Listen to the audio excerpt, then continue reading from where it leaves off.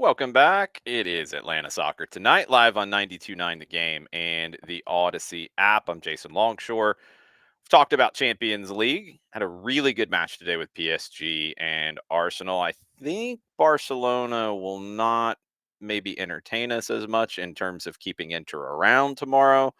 Who knows? Look, this is what Inter does. They have been a team that has been historically a good defensive team.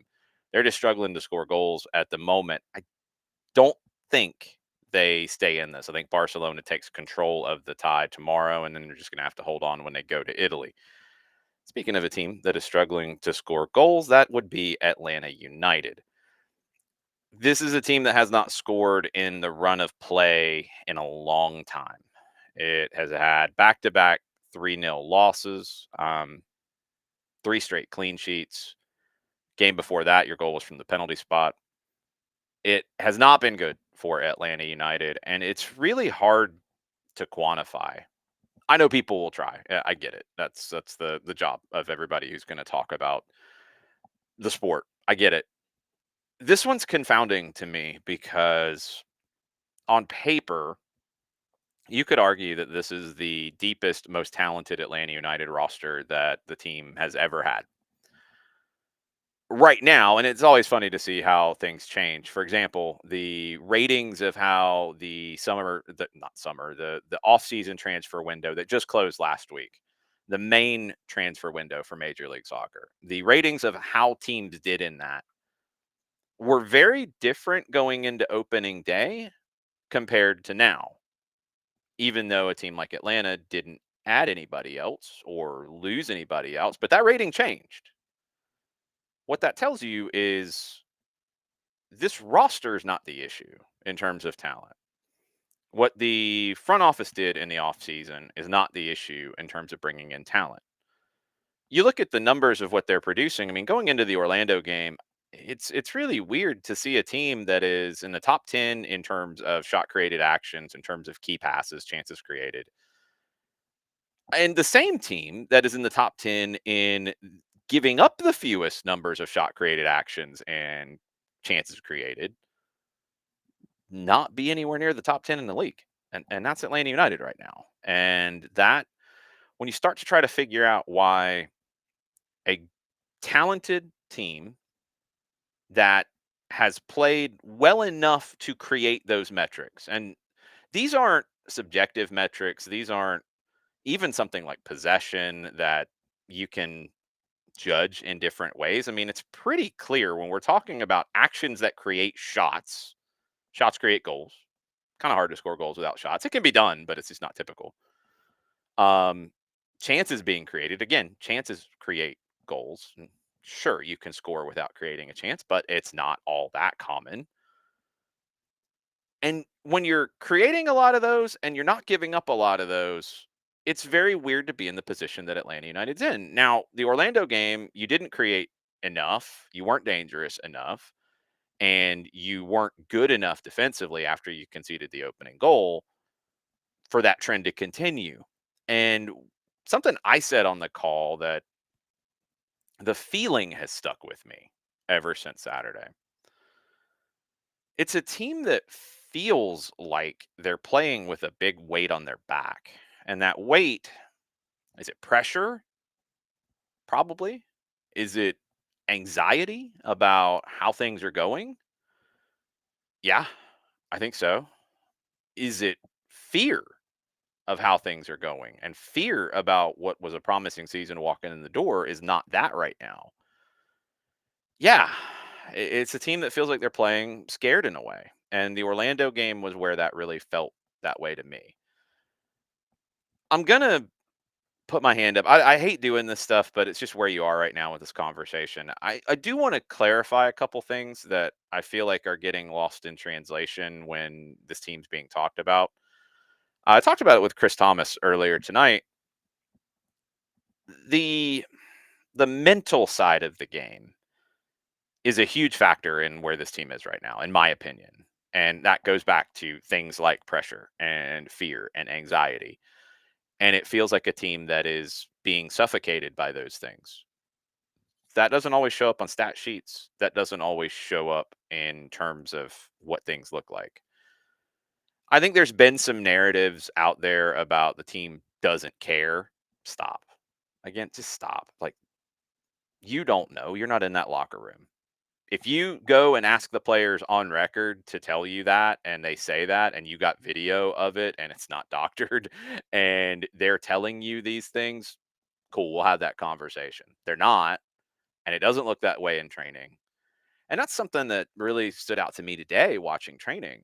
And I asked Brooks Lennon about it. I'm going to play his answer here in just a second.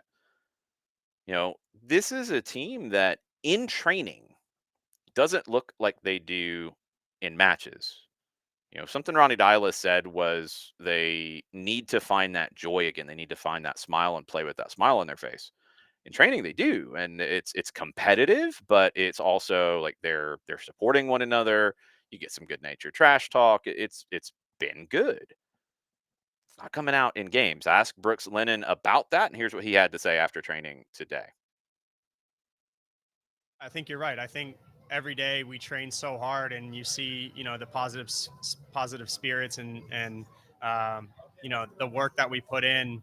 And sometimes in games, if we go down, we kind of get a little deflated. So yeah, it's just trying to stay positive on game day, and that's kind of what Ronnie touched on this morning. Is when we go into the bends, we need to feel like that's our home. We can't feel like that's foreign territory. Um, and yeah, building our home with our fans, and creating a good positive vibe in the stadium with the energy that we can get from 60,000 fans. And that should lead to 3 points, and